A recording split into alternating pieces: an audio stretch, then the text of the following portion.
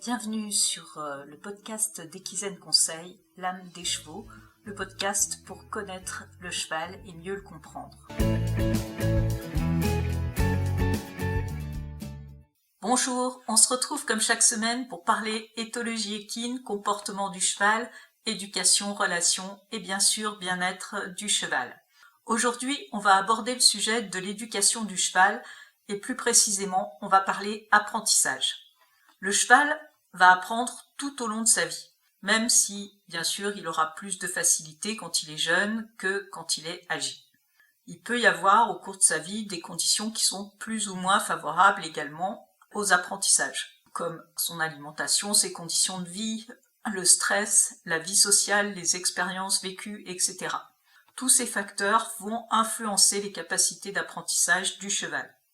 Il y a également des périodes plus critiques. Lorsque le cheval est jeune, par exemple, la plasticité neuronale est beaucoup plus importante, entre 0 et 6 ans environ, et donc tout ce que le cheval va apprendre pendant cette période sera plus fortement ancré dans sa mémoire.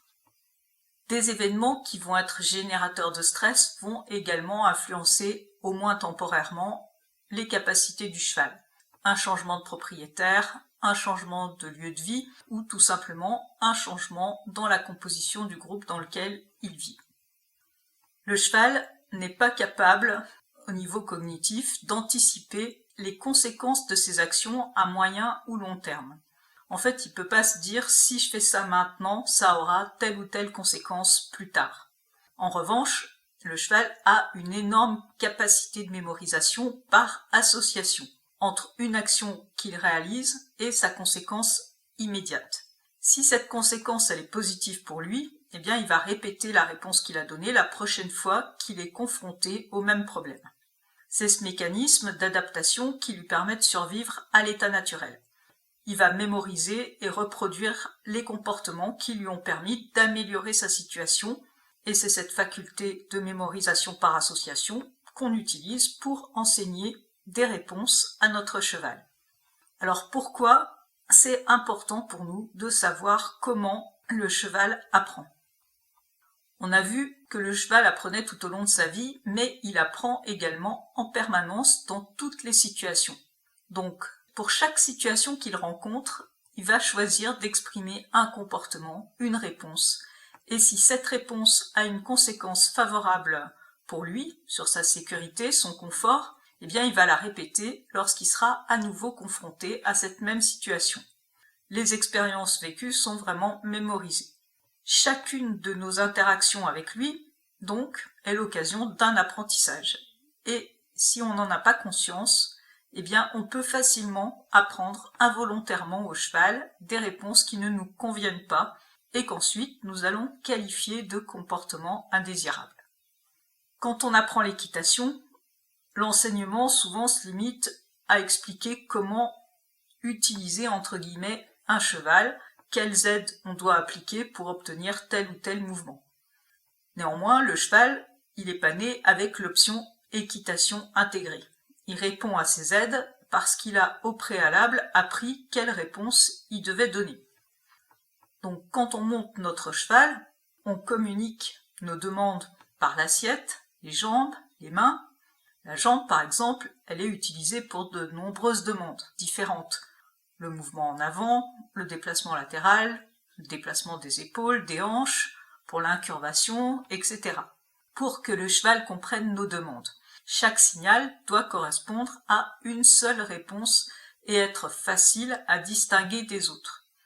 Lorsque le cheval ne comprend pas nos demandes parce qu'elles ne sont pas suffisamment précises, bien il est dans la confusion et ça va entraîner de la fuite, des défenses et même parfois de l'agressivité, voire même à terme de la résignation.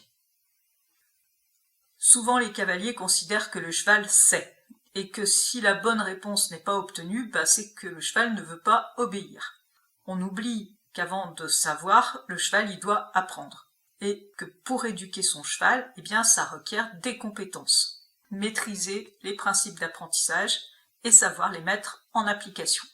Chacune de nos actions étant l'occasion d'un apprentissage pour le cheval, la meilleure éducation du monde, elle peut être ruinée très rapidement par un cavalier qui ignore les principes d'apprentissage et qui n'est pas conscient des conséquences de ses actions. Par exemple, des demandes imprécises, contradictoires, ça va être une source de confusion et de stress pour le cheval qui va certainement chercher une solution pour s'y soustraire, et s'il trouve une solution qui fonctionne pour lui, eh bien elle risque fort de devenir une nouvelle réponse apprise, même si cette réponse ne nous convient pas. Ce qui est valable en selle, ça l'est également dans toutes nos interactions du quotidien. On demande au cheval de vivre dans notre monde qui est très différent du sien, donc c'est notre responsabilité de l'aider à s'y adapter au mieux pour créer les conditions de son bien-être. Le pansage, la douche, la tondeuse, le maréchal, le vétérinaire, le dentiste, la cohabitation avec d'autres espèces comme le chien par exemple, le fait de croiser des véhicules, des objets inconnus, d'embarquer dans un vent, tout ça, c'est autant de situations d'apprentissage auxquelles on doit accorder la même importance qu'aux apprentissages sous la selle.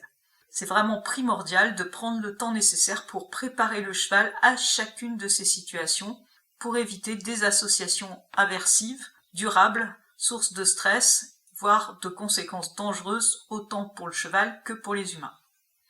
Et pour y parvenir, tout comme pour éviter des apprentissages non souhaités, eh bien c'est indispensable de savoir comment le cheval apprend.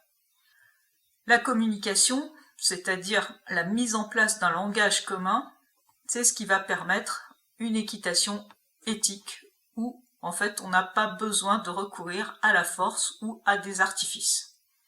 Donc c'est important d'accepter de perdre du temps au départ pour pouvoir en gagner plus tard. On l'a dit, éduquer son cheval, ça implique d'être capable de mettre en pratique les principes d'apprentissage. Alors, quels sont ces principes?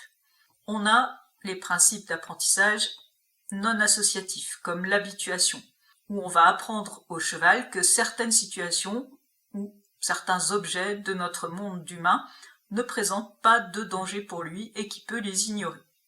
On a également les apprentissages associatifs, avec le conditionnement opérant, renforcement négatif, renforcement positif, et le conditionnement classique, où on va associer un code neutre à une réponse. On a également la punition qui fait partie des conditionnements opérants, mais qu'on va évidemment éviter d'utiliser, autant pour des raisons éthiques que pour des raisons pédagogiques. On aura l'occasion d'y revenir dans de prochains épisodes. Si vous avez envie d'apprendre à éduquer votre cheval, n'hésitez pas à réserver un appel découverte avec moi, on pourra échanger ensemble pour voir ce qui est le plus adapté à votre situation. On se retrouve la semaine prochaine pour un nouveau sujet et je vous souhaite d'ici là une belle semaine à tous.